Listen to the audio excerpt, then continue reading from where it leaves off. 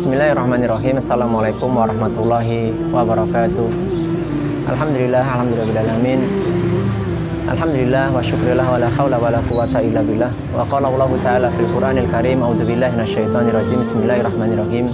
Ya ayyuhalladzina amanu kutiba alaikumus syamu kama kutiba alal ladzina min qablikum la'allakum tattaqun.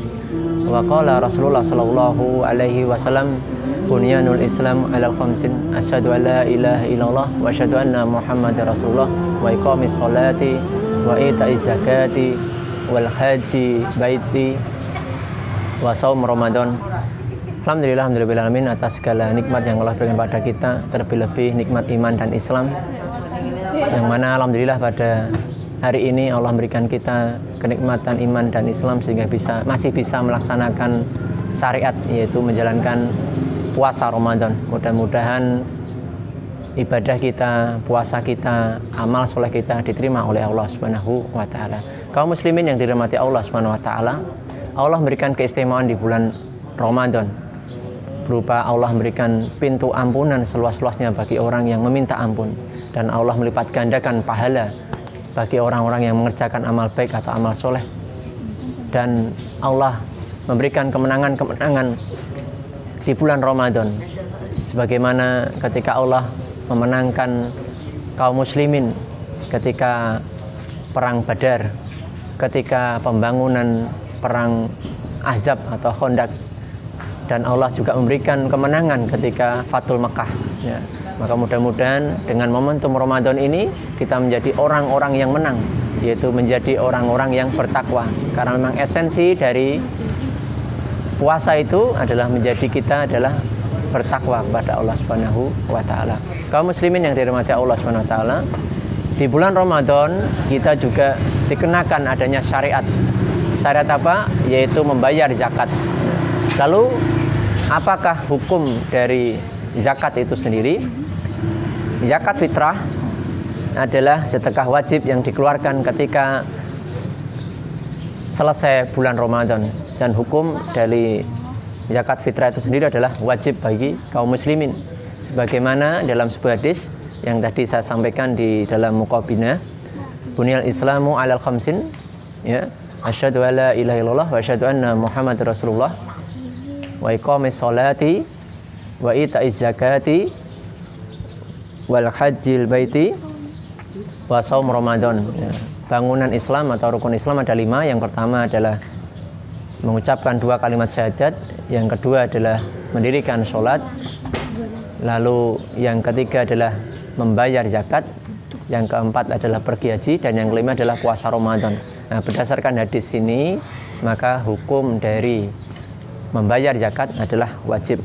Dalam sebuah hadis Rasulullah SAW menyebutkan, Rasulullah telah mewajibkan zakat fitrah 1 sak kurma atau 1 sak gandum atas hamba sahaya, orang merdeka, laki-laki, wanita, anak-anak, dan orang dewasa dari kalangan kaum muslimin.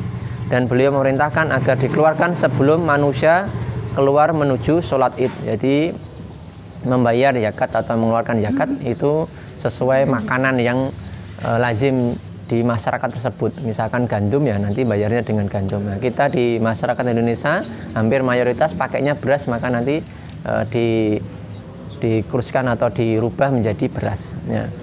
Lalu siapa saja yang wajib membayar zakat? Yang pertama adalah Islam, yang kedua adalah mampu untuk mengeluarkannya, ya.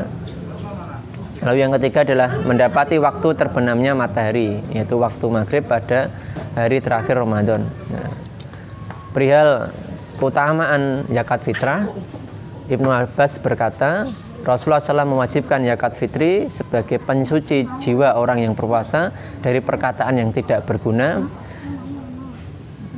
perkataan kotor, sebagai makanan bagi orang-orang miskin. Barang siapa mengeluarkannya sebelum sholat id, maka itu adalah sedekah yang diterima sebagai zakat fitri. Dan barang siapa yang mengeluarkannya setelah Idul Fitri, maka ia termasuk sedekah sebagaimana sedekah lainnya. Jadi ketentuannya adalah dibayarkan sebelum sholat id. Nah, dan dari hadis ini kita bisa menarik garis keutamaan zakat fitrah itu adalah sebagai pensuci diri kaum muslimin. Lalu yang kedua adalah sebagai bentuk kasih sayang kepedulian kita terhadap sesama. manusia. Ya. Lalu kadar wajib yang dikeluarkan berapa? Ya. Tadi disebutkan adalah 1 sok. Ya, 1 sok. Ya, 1 sok itu kalau misalkan itu diubah menjadi mud itu adalah 4 mud. Nah, 4 mud. 4 mud. Nah, sedangkan 1 mud itu setara dengan dua cakupan tangan. Jadi diambil 2 cakupan tangan. Kalau Syekh Utsaimin dalam Fatwa Arkam Al-Islam 1 mud sama dengan 510 gram. 1 mud itu 510 gram. Jadi 510 dikalikan 4 jadi 2 kilo lebih 40 gram. Itu kalau dari fatwanya Syekh Utsaimin. Kalau Syekh bin Baz itu 1 soknya sama dengan 3 kilo. Nah, ini ijtihad para ulama. Jadi berbeda-beda. Kalau tadi Syekh Utsaimin itu kurang lebihnya 2 kilo lebih 40 gram. Kalau Syekh bin Baz itu 3 kilo. Nah, kalau di dalam kitab Sahih Fiqh Sunnah 1 sok sama dengan 4 mud, kurang lebihnya itu 2 kilo lebih 150-an. Nah, sedangkan ulama banyak jumhur ulama kurang lebihnya dia menentukan kasar kidarannya pertengahan, yaitu 2,5 kilo sampai 3 kilo. Namanya ijtihad itu berbeda-beda. Yang penting kita saling legowo. Nah, saling legowo dan jangan saling menyalahkan. Kenapa? Karena kalau salah dalam ijtihad itu masih mendapatkan 1 kebaikan, dan kalau benar mendapatkan 2 kebaikan. Ya. Lalu waktu untuk mengeluarkan zakat fitrah, nah, waktu yang diperbolehkan yaitu 1 atau 2 hari sebelum Idul Fitri. Jadi 1 atau 2 hari sebelum Idul Fitri itu dikeluarkan. Lalu waktu yang utama, yang kedua adalah waktu yang utama atau fadilah waktu, yaitu mengeluarkan pada pagi hari sebelum sholat Id. Jadi pas mau sholat Id, nah, itu pagi-pagi terus dikasihkan. Tapi kalau memang di situ dirasa sulit atau mungkin orang yang kita target itu ternyata sudah pulang kampung, ya boleh tadi sebelum sehari atau 2 hari sebelum mengeluarkan. Lalu yang ketiga adalah waktu haram. Waktu haram untuk mengeluarkan zakat fitrah yaitu setelah sholat Id tanpa udzur syar'i. Ibnu Abbas berkata, barang siapa mengeluarkannya setelah Idul Fitri maka ia termasuk sedekah sebagaimana sedekah lainnya, berdasarkan hadis yang tadi saya sampaikan. Ya.